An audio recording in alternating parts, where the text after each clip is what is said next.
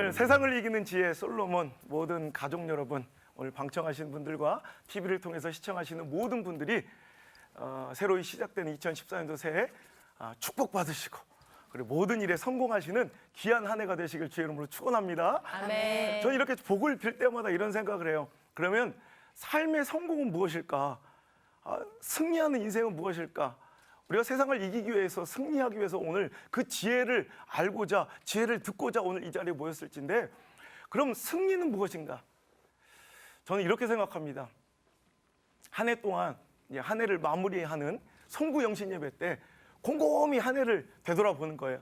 그럼 우리 삶에는 수많은 선택과 결정의 시간들이 있었을 거예요. 그 중에서 내가 곰곰이 생각해 보니까 내가 그때 참 그렇게 결정하길 잘했어. 내가 그때 그렇게 선택하길 너무너무 잘했어 라고 생각하는 좋은 결정과 판단이 많았다면, 또 거꾸로 내가 그때 왜 그랬지? 창피해. 후회돼. 이런 순간보다 좋은 결정이 더 많았다면 그 한 해는 성공적인 한 해일 것이고, 또 하루를 봐도 이제 일어나서 잠자기 전까지, 이제 잠자는 순간까지 수많은 선택과 결정이 있을 거예요. 작게는 짜장면 먹을까 짬뽕 먹을까 이런 유치한 고민들부터 진짜. 어떤 이들은 지금 어느 대학에 들어가야 되는지, 또 이 남자를 만나야 되나 말아야 되나 이런 중대한 결정까지 우린 수많은 선택과 결정 속에 우리는 이제 직면하게 될진데, 그 가운데 잠드는 그 순간에 그래 오늘 하루 정말 잘한 선택, 잘한 결정 너무 많았어 라고 생각된다면 오늘 여러분의 하루는 성공적인 하루라고 말할 수 있겠죠. 자, 그런 의미에서 볼 때 우리에게 어떤 문제가 벌어지고 갈등이 벌어지고 어떤 선택과 결정의 기로 앞에 섰을 때, 자, 이제 우리는 어떤 선택과 결정을 해야 되나, 내가 어떤 길을 걸어가야 되나에 대해서 이제 고민하게 되고, 이제 그때 여러분은 이제 누군가를 향해서 나의 문제를 털어놓고 이제 자문을 구하게 됩니다. 여러분의 질문자들이 있을 거예요. 저는 여러분들이 그런 문제 앞에서 어떤 질문자를 찾아가면 이런 기도를 하나님께 드릴 것 같아요. 하나님, 내가 오늘 가는 사람마다, 만나는 사람마다 그 사람에게서 좋은 답을 좀 듣게 해주세요라고 기도하는 그런 기도 습관이 있을진데, 저는 그런 기도도 아름답지만 실제로는 저는 이렇게 생각해요. 하나님, 내가 좋은 질문자, 오늘 그 질문자를 통해서 좋은 대답을 듣게 해달라고 기도하는 것보다 더 중대하고 중요한 것은, 하나님, 내가 오늘 좋은 질문자를 잘 찾아갈 수 있게 해주세요. 내가 찾아가는 이 질문자가 좋은 질문자입니까? 이 질문자를 먼저 점검할 수 있는 지혜가 바로 오늘 여러분에게 있길 바랍니다. 그게 바로 이 시대의 솔로몬의 지혜. 이렇게 얘기하니까 또 무슨 얘기인지 는 하지만 내가 볼 때는 이해를 못한 것 같아요. 막 찔리잖아요. 어떻게 하셨지? 그리고 습관적으로 하는 분들이 있어요. 그러면 보니까 예를 들어서 이런 거예요. 제가 얼마 전에 가슴이 답답하고 이제 너무 스케줄이 많아가지고요. 또 이곳저곳으로 다니다 보니까 어떤 데는 내 목회에 대한 걱정과 또 우리 교회 또 건축을 진행 중이라 또 건축도 또 걱정이 되고 또 집회하는데도 또 여러 가지 신경 쓰다 보니까 내 마음이 답답하고요. 굉장히 이제 잠을 못 이루며 굉장히 좀 힘들었던 적이 있어요. 자, 이런 문제가 있어요. 저에게 이제 이런 문제, 이 문제를 어떻게 해결할까? 자, 이제 여러분에게도 문제가 생겼다. 이런 문제가 생겼다고 칩시다. 자, 이 문제를 가지고 여러분의 질문자를, 이제 의사 선생님을 선택했다. 병원을 찾아간다. 그럼 여러분, 의사 선생님에게 여러분이 딱 찾아갔을 때 의사 선생님이 답변이 뭐일지 궁금해요? 난 뻔히 안다고 생각해요. 의사 선생님 가면 뭐라고 할까요? 그래, 검사 받아보자고, 한번 소변 받아오라고, 초음파 한번 해보자고, 이러면서 스트레스 받지 말라, 이런 여러 가지 우리가 이미 알고 있어요. 그 말 들으러 가는 거예요. 자, 여러분, 이런 문제를 가지고 목사님께 찾아가요. 그럼 목사님 뭐라고 할까요? 목사님 좀 기도하죠. 기도하죠. 맞습니다. 기도하고 싶은 분들이 목사님 찾아가는 거예요. 여러분, 그럴 리가 없겠지만, 여러분들 중에 혹시 그럴 리가 없겠지만 우리 무당이나 점집을 그럴 리가 없겠지만. 그럴 리가 없겠지만 혹시 모르죠 또 근데 그럴 리가 없겠지만 우리가 무당이나 점집을 찾아간다고 생각하면, 그럼 여러분 무당이 무슨 말 할지 몰라요, 여러분? 가면 뻔합니다. 뭐라고 할까요? 왜 구타라고? 어떻게 이렇게 잘 알지? 혹시 두탕 떼는 거 아니에요? 그래, 구타라고 합니다. 아니면 여러분 좀 없어 보이면 부적이나 하나 써가라고 반말할 거예요. 아니, 뻔한 거예요. 무당 찾아가면 구타라고 할 것이고 목사님 찾아가면 기도하자고 할 것이고. 그러니까 굿하고 싶은 사람은 무당 찾아가는 거고 기도하고 싶은 분들은 목사님 찾아가는 거예요. 이미 우리는 내가 어떤 질문자를 선택해서 갈 때 그 질문자에게 어떤 답을 요구하는 것 같지만 실제로는 내가 그 질문자에게 들을 답을 알고 있다는 거죠. 네. 그러면서 그 듣고 싶은 답을 들으러 가는 거예요. 제가요, 몸이 안 좋아서 보니까 보험하시는 분들이 주변에 많아요. 근데 그 얘기를 털어놨더니 보험하시는 분들이 저를 막 양쪽 그래서 끌고 가더니 S보험, B보험, G보험, 막 H보험에서 목사님, 그래서 보험이 필요한 거라고. 괜히 병원 가서 병명 나오면 보험 들기도 어려워지고 보험 수가 올라가니까 빨리 이럴 때 보험 먼저 들어두라고. 어째 그렇게 저는 운이 좋은지요. 그때마다 때마침 저한테 딱 필요한 보험이 또 나왔더라고. 그때마다 희한한 거예요. 또 우리 교회 정수기 파는 사람들이 있습니다. 그 정수기 파는 사람들 목사님 물이 중요합니다. 물이 너무 우리 중요해요. 몸의 70%가 물인데 물을 좋은 걸 정수기를 바꾸십시오 이래요. 우리 또 선식하시는 분들은 제가 가슴이 답답하고 있어요. 그러면 목사님은 식습관이 문제입니다. 하루에 한 끼씩은 미숫가루를 드세요. 막 이런다고. 요즘 그분 잘 안 보이대요. 허경영 씨. 여러분 그분 찾아가면 여러분 뭐라고 할 것 같아요? 내 눈을 바라봐. 이래 뻔한 겁니다. 그러니까 그 눈 바라보고 싶으면 허경 씨한테 가는 거고 미숫가루 먹고 싶으면 선식 찾아가는 거고 정수기 받고 싶으면 정수기. 여러분 우리가 그 사람한테 가서 다른 얘기 들을 게 없다는 거예요. 그러면서도 우리는 마치 그 사람에게 어떤 답을 듣고 내가 그 길을 선택한 양 오늘도 착각하면서 아니 나를 변명하면서 살아가고 있지는 않은가.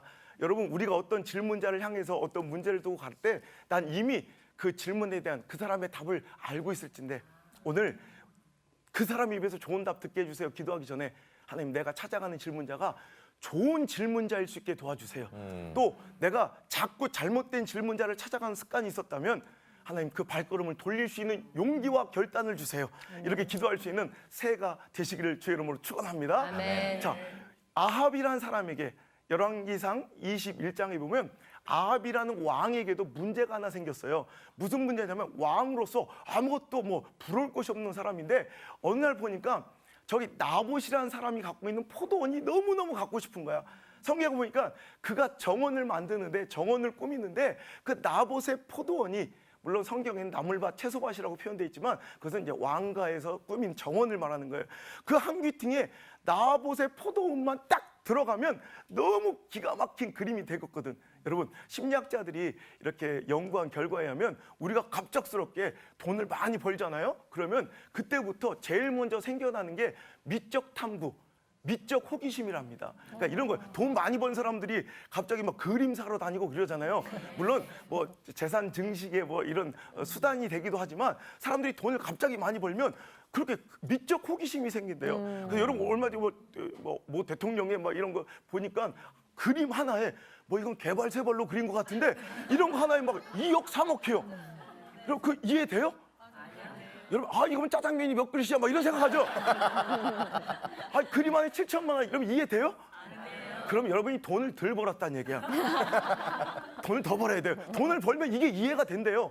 그런데 왕은요 돈을 벌었을 뿐만 아니라 절대 권력을 갖고 있는 사람은 이제 이런 평면 작품에 만족하지 않고 이제 입체, 4D 정원이 그 자체에 이런 미적 호기심입니다. 그러니까 막 거기에 모든 걸 쏟아놓고 집착하는 거예요. 그러니까 나봇의 포도원이 너무 갚으시네. 나봇이 거절해요. 이건 하나님의 뜻에 어긋납니다. 그러니까 이게 맞는 얘기거든. 집으로 돌아와서 왕궁에 들어와가지고 갑자기 끙끙 앓고 밥도 안 먹고요. 벼룩박으로 돌아 누워가지고 끙끙 앓고 대답도 안 하고 그냥 누워있어요. 내가 볼 때 아합은 A형이야. 나랑 하는 짓거리가 똑같아. 문제가 생긴 거예요. 근데 성경에 보니까 이 문제를 가지고 누구를 찾아? 이 문제를 누구에게 털어놓냐? 바로 자기 부인 이세벨에게 털어놓는 거예요. 여러분 이세벨이 어떤 여자입니까? 아주 악독한 여자예요. 우상을 섬기는 나라에서 시집 와서 혼수품으로 우상을 잔뜩 떠매고 들어와서 여러분 하나님의 선지자들을 하나님의 종들을 파리 목숨처럼 죽였던 여자예요. 당대 최고의 목사님 엘리야 목사님조차도 열왕기상 18장에 보면 갈멜산 전투에서 바알과 아세라 선지자 850대 1로 아주 불을 내려 승리를 취하고서도 또 3년 반 동안 내리지 않는 비를 간절한 기도로 막 비를 내리게 하는 그런 능력 있는 시대적 목회자도 그 다음날 19장 보니까 이 이세벨이라는 잔혹한 여자가 너 내가 내일 이맘때까지 너를 살려주면 내가 저주를 받겠다라는 악독한 얘기에 얼마나 상심했던지 광야 사막을 하루 종일 들어가서 로뎀나 마을에서 죽기를 하나님께 청해요. 이 정도로 여러분 똑같은 얘기도요. 어떤 사람이 했느냐에 따라서 완전히 다릅니다. 저 같은 사람이 욕을 하면 귀여워요. 그런데 그런 진짜 죽일 것 같은 여자가 그런 얘기하면 정말 이거 무서운 거예요. 완전 무서운 거기다가 난 이렇게 아니 이세벨이 얼마나 잔인한 여자냐면 여러분 지금 사람을 보내요. 이 엘리야 목사님이 내가 내일까지 널 죽이겠다 하면 엘리야 목사님이 있는 곳을 알아요, 몰라요? 아는 거 이미 아는 사람을 보냈으니까. 그런데 왜 그럼 그때 죽이지 왜 내일 죽여? 나 이렇게 맞아. 아니, 이거 있잖아. 왜 그게 잔인한 게 봐봐요. 아 무서워. 왜 저한테? 막 한 대도 안 때리는데 죽이려고 그러잖아. 이거 잔인한 겁니다. 죽이려면 지금 죽이지 너무 왜 그냥 무서워요. 보기만 해도 고통을 무서워, 지연시킬. 보기만 해도. 그러니까 막 엘리야 목사님 이렇게 슬퍼해. 이런 잔인한 여자한테 나봇의 포도원이 갖고 싶은데 그놈이 안 줘. 그러니까 이 이세벨이 하는 말이 아니 당신이 왕이 맞습니까? 뭘 그런 거 갖고 고민을 하십니까? 여보 식사하세요. 제가 처리할게요. 근데 가서 죽여버린 거예요. 여러분 오늘 이 문제를 이세벨 같은 여자한테 털어놓는 순간 그 답은 이미 결정된 거예요. 자 사무엘하 13장에 보면 자 다윗에게 여러 아들 중에 암논이라는 아들이 있어요. 새벽 대바람부터 나왔더니 입이 잘 안 풀려서 암놈 아니고 암논. 암논이라는 아들이 하나 있었는데 그 아들이 잠깐 이게 이복누이 배다른 자기 누이 동생 다마를 사랑한 거예요. 짝사랑에 빠졌어요. 이거 뭐 가을 동화도 아니고 참 여러분 말도 안 되는 거잖아. 그런데 이 문제 이거 어떻게 처리할까? 이 문제를 가지고 이제 누구한테 질문자를 선택했냐면 자기 친구이자 사촌이었던 요나답에게 가지고 가요 그 문제를. 그런데 사무엘하 13장에 보면 이 요나답이라는 사람을 어떻게 표현하냐면 그는 다윗의 형 시므아의 아들이요 심히 간교한 자더라. 여러분 심히 간교한 자 요나답에게 그런 내가 내 누이를 짝사랑하는데 어떡하지? 그러면 그 대답은 뻔한 거예요. 그냥 덮쳐버려. 그때부터 피비린내 나는 다윗과의 엄청난 이런 혈투가 벌어지고 비극이 시작됐다는 거예요. 보세요. 내가 누구를 질문자 삼아서 나아가느냐 이 하나의 선택이 지금은 작은 것 같지만 나중에는 엄청난 결과의 차이를 보이더라는 거예요. 여러분은 문제가 터지면 어디를 가십니까? 문제가 터졌을 때 가장 먼저 누르는 전화번호가 누구입니까?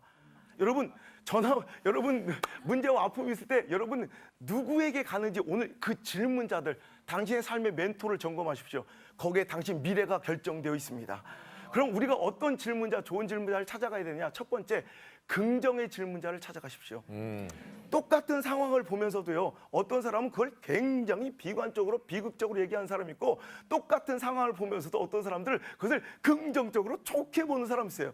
여러분, 교회 신앙생활 하실 때도요, 똑같은 교회 문제, 똑같은 목사님의 말씀에도 어떤 사람은 굉장히 그걸 긍정적으로 받아들이고, 아멘하고 순종한 사람이 있고, 어떤 사람은 뭐 말만 하면 막 음습하게 막 DNA가 그런 사람이 있어요. 맞아, DNA가 맞아. 아예 DNA가 그냥 그런 사람이 있어 진짜로. 전문용어로 종자가 그런 사람들이 있더라고요. 그러면 사람들은요, 자기가 지금 가면 자기가 불만 있고 비판적인 사람들은 그런 사람 쫓아가요. 그럼 나와 동조된 이야기를 해주거든요. 그러면서 얘도 그랬는데요, 뭐 이렇게 얘기한다고요. 여기서 망하는 거예요. 여러분, 똑같은 하나님께서 선물하신 가나안이라는 축복의 땅을 12명의 정탐꾼이 40일 동안 그곳을 정탐하고 돌아왔을 때, 자, 10명과 2명의 아주 확연한 차이의 보고가 있습니다. 10명은 그 땅을 심히 악평하여 이르기를 그 땅은 그 거민을 삼키는 땅이래요. 우리는 그들에 비하면 메뚜기 새끼 같대요. 근데 두 사람 여호수아와 갈렙만큼은 그 똑같은 땅을 보고 와서 그 땅은 심히 아름답고 젖과 꿀이 흐르는 땅이며 그들은 우리의 밥이다 그래. 여러분 보세요. 똑같은 땅을 봤는데 어떤 사람은 그 땅을 우리를 삼키는 땅이라, 거민을 삼키는 땅이라 그러고, 또 우리는 메뚜기 새끼다 그러는데, 또 어떤 사람들은 똑같은 땅을 보면서도 그 땅은 심히 아름답고 젖과 꿀이 흐르는 땅으로 보고 있고요. 그리고 우리가 메뚜기가 아니라 오히려 그들이 나의 밥이 될 것이다. 아멘. 여러분 이겁니다. 똑같은 2014년도에 여러분의 삶의 문제를 바라보는 시각이 이렇게 달라요. 어떤 사람은요, 당신의 삶에 굉장히 부정적이고 비관적인 얘기를 해주는 사람도 있을 거고, 어떤 사람은 긍정적이고 도전적인 선한 그런 멘토가 있을 거예요. 여러분들은 가만히 있으면 부정적인 얘기에 쏠려요. 부정적인데 마음이 끌려요. 네. 그런데 우리가 더 재미가 있어요. 보세요. 여러분 좋은 막 선한 막 기부하는 거 막 이런 얘기는요 잘 번지지도 않고 내가 별로 관심도 없어. 근데 뭐 누가 사고 쳤다더라 뭐 연예인 뭐 이러면 막 얼마나 그런 거. 교회에서 마찬가지야. 교회에서도 어느 교회가 열심히 목사님 섬기고 말씀에 순종하고 전도 열심히 해서 부흥한다더라. 이런 거는 소문도 안 나. 그런데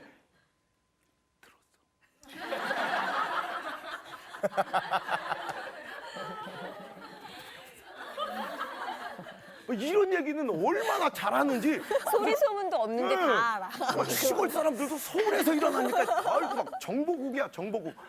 이것은요 이런데 우리가 더 마음이 쏠리고 끌려서 그런 얘기 듣고 싶어 한다는 얘기예요. 여러분 오늘 이 시대에도 저는 이렇게 이 10대 2의 법칙이 고스란히 저는 적용된다고 생각해요. 우리 주변에 한 12명 친구 있으면 그중에 한 10명은 되게 삐딱해요. 근데 그중에 2명은 항상 긍정적이고 도전적인 얘기를 해줄 거예요. 네. 여러분 2014년도 그 삐딱한데 모여가지고 같이 삐딱하게 살아가지 말고 오늘도 그 발걸음을 돌려서 20대 여호수아 갈렙에게 찾아가시길 바랍니다. 물어볼까요? 뭐 그 12명의 정탐꾼 중에서 그 2명의 긍정적 질문 우리 알잖아. 여호수아 갈렙 그 10명의 이름이 뭐예요? 방송에서 말해도 되나? 저는 여호수아와 갈렙만 기억하면 안 될까요? 맞아요. 기억 안 나죠? 네. 여러분 혹시 나는 사람 있어요? 나도 몰라. 오늘 오면서 외우려고 했는데 못 외우겠어. 못 외웠겠어. 저는 이게 내 머리가 나쁜 게 아니라 하나님의 뜻이라고 생각해요. 하나님의 구속의 역사에 하나님의 이 시대적 흐름에 이렇게 부정적인 사람들은 하나님의 역사에 기억되지 않아요. 근데 우리는 안 외우려고 해도 여호수아 갈렙은 다 알잖아. 오늘도 우리가 이렇게 여호수아 갈렙처럼 살아간다면 하나님께서는 그 이름을 또렷이 기억하며 기념하여 주실 줄 믿습니다. 자, 두 번째로 어떤 질문자가 좋은 질문자나 바로 하나님의 뜻을 그대로 여러분에게 전달해 줄 수 있는 그런 질문자를 찾아가십시오. 거의 대부분 여러분의 담임 목사님이 될 거예요. 우리는요 말씀을 들을 때 자꾸 내가 듣고 싶은 말씀을 이게 선택해서 들으려는 욕심이 있고요. 그런 교만함이 있어요. 말씀드립니다. 아이스크림은 골라 먹어도 되지만 말씀은 주시는 대로 먹어야 돼요. 근데 우리는 자꾸 하나님의 뜻을 듣기보다 내가 듣고 싶은 말씀을 들어요. 그래가지고 찾아 듣고 골라 듣는다고요. 내가 헌신하기 싫으면 그 헌신보다는 뭐 마음이 중요하다 뭐 이런 말씀 본문하고 제목만 보면 알거든요. 홈페이지 뒤져요. 봐봐. 내 말이 맞잖아. 여러분 하나님 말씀을 자꾸 골라 섭취하다 보면 여러분의 영적 불균형이 생깁니다. 담임 목사님을 통해서 또 하나님께서 이렇게 여러분 여러 가지 방송 매체를 통해서 여러분에게 딱 주실 때 딱 찔리고 아프더라도 하나님이 당신을 향한 말씀이라면 받아들이십시오. 아멘. 원래 쓴 말씀이 몸에 좋은 거예요. 제가 이제 나이가 좀 들다 보니까 이제 나물이 땡기고 이렇게 맛있더라고요. 옛날에는 그렇게 싫었는데 제가 지난주에 대전에서 집회하다가 계룡산 밑에 유명한 이 산나물 집 있다고 그래서 제가 갔는데 너무 맛있어가지고 산나물만 8접시를 먹었어요. 그 다음날 또 거기 가자고 해서 또 먹었어요. 그렇게 맛있는 거예요. 여러분 쓰고 맛없지만 이게 어느 정도 성장하고 성숙하면 나물이 땡기듯 여러분 영적으로 성숙하면 그 쓴 나물도 받아들이고 먹게 된다는 거예요. 그런데 영적으로 유치한 유아기에 머물러 있는 사람들은 자꾸 바나나 우유만 찾아. 자꾸 초콜릿만 찾아. 그러면 안 되는 거예요. 근데 먹고 싶은 말씀이 아니라 여러분 그러다 망한 대표적인 인물이 아합이에요. 아까도 얘기했죠. 아합은 그 시대에 똑같은 동일한 문제를 두고요. 그 문제에 대한 질문자, 올바른 질문자, 하나님의 뜻을 알려줄 질문자가 없었을까요? 있었습니다. 그 당시에 엘리야 목사님이라는 전대미문의 종이 있었는데도 불구하고 그에게 가지 않아요. 왜? 그는 나에게 싫은 말만 하거든. 그리고 그는요. 자기가 고용한 400인 정도의 그런 고용된 선지자, 가짜 선지자들이 있었어요. 그래서 지가 듣고 열왕기상 22장에 보면 제가 듣고 싶은 말만 해주는 하나님의 이름을 빌어 자기가 듣고 싶은 말만 해주는 가짜 선지자를 고용해 놓고 그것만 골라 들어요. 그러다가 망한 거예요. 하지만 성경 안에서 가장 축복받은 사람 중에 하나인 다윗과 같은 사람은 좋은 질문자 찾아가서 복받은 사람이에요. 항상 다윗은 지가 듣기 싫은 얘기를 하더라도 사무엘 목사님, 나단 목사님, 간 목사님이란 그 귀한 선지자들을 곁에 두고 그들이 전해주는 하나님의 말씀을 그대로 들었다고요. 그러니까 그는 흥하기 시작하고 축복받기 시작하고 가면 갈수록 잘 되는 인생이 되었잖아요. 저 여러분도요, 말씀을 골라 먹고 자꾸 내가 듣고 싶은 것만 찝어 먹다 보면 여러분 심각한 영적 불균형에 여러분 후회할 삶이 이제 벌어지게 된다는 것입니다. 이제 여러분의 삶에 문제가 있을 거예요. 또 갈등도 있고 선택과 결정의 순간이 있을 거예요. 그때 여러분 누구를 찾아가겠습니까? 하나님의 뜻을 분명하게 알려준 하나님의 뜻을 쫓아가시길 바랍니다. 잠언서 19장 21절에 보면 우리 사람의 마음에는 수많은 생각, 많은 생각이 있어도 결국 하나님의 뜻만이 온전히 서리라. 아무리 사람 가운데 많은 생각과 계획이 있어도 결국 누구의 뜻이 성취되는 거예요? 하나님의 뜻이 성취돼요. 그러니까 우리는 성취될 뜻에 빨리 발을 담그고 거기에 줄을 서야 될 줄 믿습니다. 어차피 거기가 승리할 것이니까. 오늘 저와 여러분의 발걸음이 그렇게 귀한 자리로 옮겨지길 주의 이름으로 축복합니다. 저는 이래, 제가 얼마 전에 제가 한 교회에 4번째 집회를 간 교회가 있어요. 그런데 제가 웬만하면 사무엘상으로 집회를 많이 해요. 다윗과 골리앗 이야기 혹은 다윗에 관련된 이야기로 항상 집회를 많이 하니까 제가 4번째 갈 때는 열왕기상 본문을 보냈어요. 근데 하도 사무엘상만 제가 이제 전하다 보니까 목사님 그렇게 보신 거예요. 사무엘상이라고 보냈는데 열왕기상으로 생각하셔요. 주보에 그렇게 나온 거예요. 근데 제가 말씀 시작하기 전에 본문을 읽는데 저는 이제 열왕기상 21장을 준비했는데 한 부목사님이 사무엘상 21장을 읽고 계신 거예요. 근데 내가 당황하잖아요. 내가 그거 할 거야. 근데 막 사인을 줬어요. 아니에요. 저 열왕기상이에요. 사무엘상이 아니라 열왕기상이에요. 그랬더니 그 목사님이 갑자기 딱 보더니 이렇게 주보를 이렇게 딱 보더니 사무엘상 맞습니다. 이런 거예요. 아니 내가 열왕기상이라는데 왜 지가 사무엘상인데 내가 설교할 건데. 그러니까 설교할 사람이 아니라는데. 남는 큐카드 하나만 줘보세요. 네. 그러더니 더 웃긴 건 저건 이제 밑에서 앉아 있고 이제 내가 답답했더니 글쎄 뒤에서 권사님 한 분이 저를 톡톡톡 쳐요. 예, 그랬더니 권사님 갑자기 저한테 주보를 드리면서 목사님 사무엘상 맞아요. 사무엘상 하세요. 이러더라고요. 이거 얼마나 말도 안 되는 순간이에요. 아니 설교자가 열왕기상 한다는데 주보를 근거 잘못된 주보를 근거로 나한테 사무엘상 설교를 하래요. 여러분 묻겠습니다. 제가 사무엘상 했을까요? 열왕기상 했을까요? 열왕기상 했죠. 열왕기상이었죠. 이겁니다. 여러분 이겁니다. 우리가 이거 웃긴 장면 같지만 우리 삶에서 빈번하게 벌어지는 문제예요. 하나님의 뜻은 결정되어 있어요. 하나님께서 그렇게 하실 거예요. 근데 우리는 어떻게 해서 세상의 근거를 내 얄팍한 경험을 내 거짓된 정보를 그래 앙상한 내 지식을 내 감정과 내 기분을 근거로 해서 하나님의 뜻을 한번 바꿔보려는 무수한 어리석은 시도들이 얼마나 많냐는 거예요. 이래서 망하는 거예요. 여러분 이제 여러분은 분명한 하나님의 뜻이 여러분에게 전달될 때 우리는 그 하나님의 뜻을 쫓아 지혜롭게 살아가셔서 하나님의 뜻이 세워질 때 여러분의 가정도 세워지고 여러분의 인생도 세워지고 여러분의 자녀도 세워지는 놀라운 축복이 있기를 주의 이름으로 소망합니다. 아멘. 제가 E.H. 카라라는 역사학자가 쓴 역사란 무엇인가라는 책이 제가 이제 옛날 대학 다닐 때는 필독서였어요. 우리 정치외교학에서는. 그러니까 읽으면 거기서 나온 얘기가 뭐냐면 동일한 역사를 바라볼 때 역사책을 읽을 때 우리는 그 역사책에 쓰여 있는 역사적 사건을 볼 게 아니라 그 역사책을 쓴 역사가가 어떤 사람인가를 먼저 봐야 된다. 왜냐하면 똑같은 동일한 사건을 보면서도 역사학자의 그 역사가의 지식적 배경이나 사상적 배경을 알아야 그 사람이 왜 그 역사를 그렇게 봤는지를 이해할 수 있다는 거죠. 오늘 거기서 들어서 내가 그 질문자가 그렇게 알려졌다고 변명하며 비겁하게 살지 마시고 오늘도 당신의 질문자를 좋은 질문자에게 발걸음을 돌리고 나쁜 질문자에게 자꾸 찾아가는 그 안 좋은 습관을 고치시는 그 결단이 오늘 이 시간 이루어지길 바랍니다. 감사합니다.